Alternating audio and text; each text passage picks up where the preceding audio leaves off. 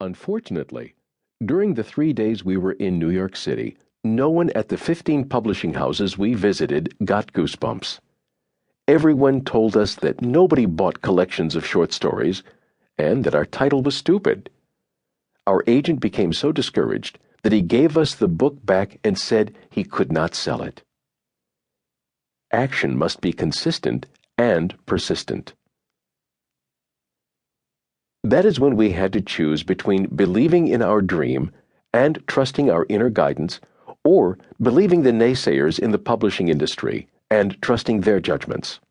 Well, one of the secrets of success that I have learned is to never give up on the dreams that come from deep in your heart. In fact, by this time, our dream had become more of a divine obsession. We couldn't let it go. So we took more action. Over the next 5 months, we were rejected by 144 publishers.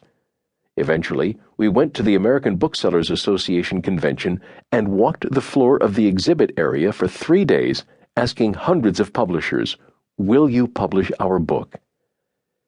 It was not until late in the 3rd day that Health Communications Incorporated, a little publisher in Deerfield Beach, Florida, decided to seriously look at our book. A month later, they decided to publish it. The Rule of 5. When the book finally came out in July 1993, it was not an overnight success.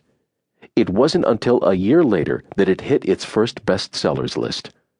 But it was during that year that Mark and I came up with what we dubbed the Rule of 5. We agreed to take 5 action steps every single day, except on holidays and vacations, to promote and sell our book. One day, we called 5 radio stations and asked them to interview us about the book.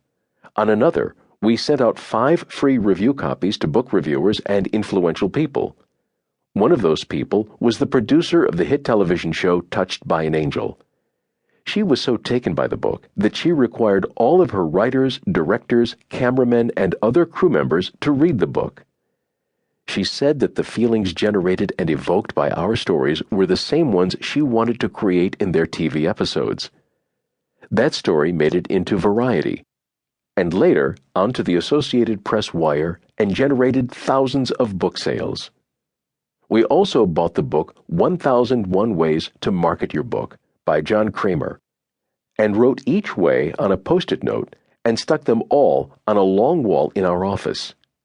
We did 5 of those suggestions every day.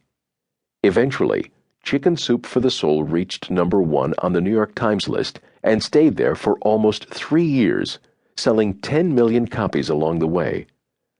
Stop for a moment and ask yourself, what are the 5 action steps that I need to take every day, no matter what, to achieve my #1 goal? If your top goal is to lose 50 pounds, it might be 1. Do some form of aerobic exercise for 45 minutes. 2. Drink 10 glasses of water a day. 3. Lift weights for 15 minutes. 4. Meditate for 15 minutes. And 5. Read something or listen to a CD about motivation or weight loss for 15 minutes. Other options are: do not eat dessert, do not eat sugar, cut out all fast-burning carbohydrates, take a walk after dinner, and get 8 hours of sleep.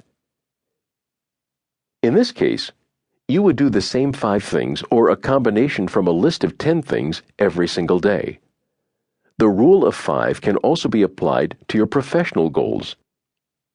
One example is the Keller Williams' 5-10-15-5 formula. They swear that anyone who uses this formula will have success in real estate sales. Have 5 in-person meetings with potential property listers or potential buyers. Have 10 telephone conversations. Send out 15 thank you cards to the people you met with.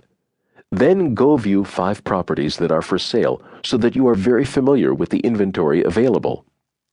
Everyone I know in real estate sales who follows this formula has indeed been very successful. Not all actions produce instant or perfect results. Not everything you try is going to work. Remember the law of probabilities, which states that the more things you try, the more likely one of them will work. The more books you read, the more likely one of them